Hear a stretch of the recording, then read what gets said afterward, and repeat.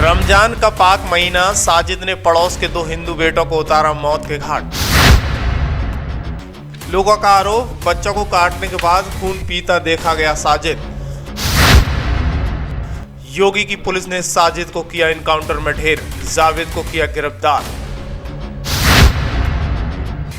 पहले परिवार से लिए 5,000 रुपए, फिर बच्चों को ऊपर छत पर जाकर काट दिया।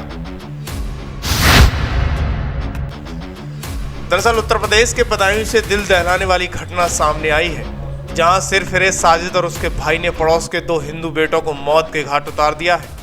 दरअसल जिन बच्चों के सपनों ने अभी ढंग से उड़ान भी नहीं भरी थी, उनके घर के सामने की दुकान पर बाल काटने वाले साजिद ने उनकी जिंदगी की डोर भी काट दी।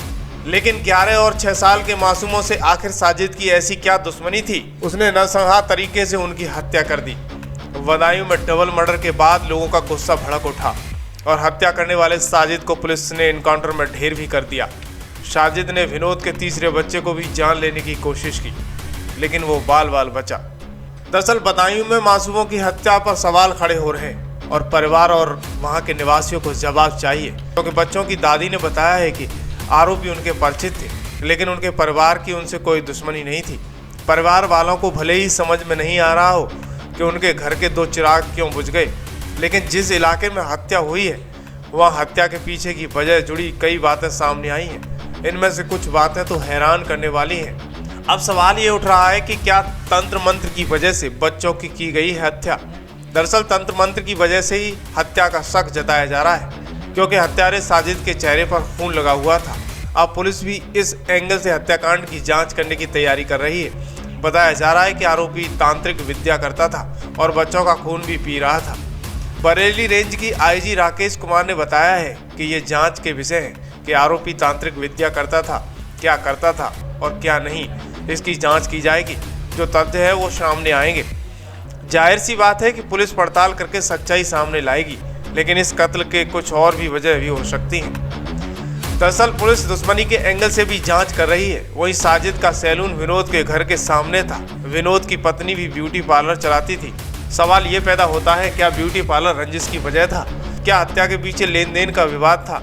क्या साजिद किसी और वजह से दुश्मनी मानता था?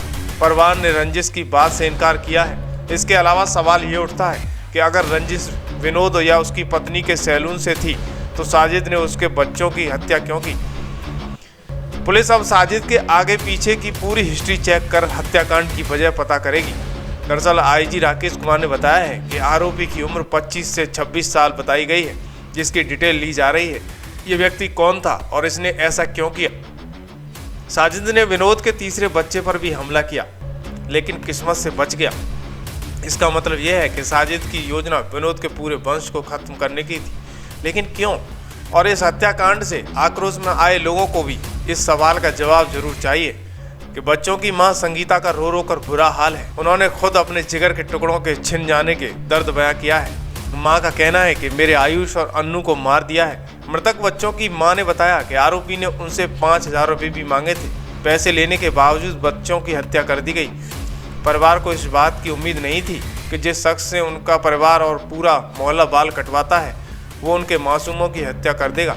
दरअसल बदायूं के सिविल लाइन थाना इलाके के बाग कॉलोनी की घटना है, जहां आरोपी ने घर में घुसकर दोनों बच्चों की हत्या कर दी है। जिन बच्चों की हत्या हुई उनके पिता विनोद ठेकेदार हैं और मां सैलून चलाती। आरोपी जावेद और साजिद का भी इलाके में सैलून था।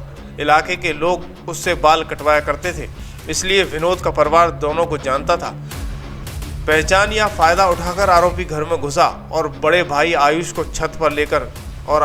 छत पर बुलाकर ले गया। छोटे भाई को बहाने से नीचे भेज दिया और बड़े भाई की हत्या करने के बाद आरोपी ने कत्ल को देखने वाले छोटे भाई की भी हत्या कर दी। इसके बाद उसने तीसरे बच्चे पर हमला किया, लेकिन वो जान बचाकर नीचे की तरफ भाग गया और दादी को पूरी घटना बताई।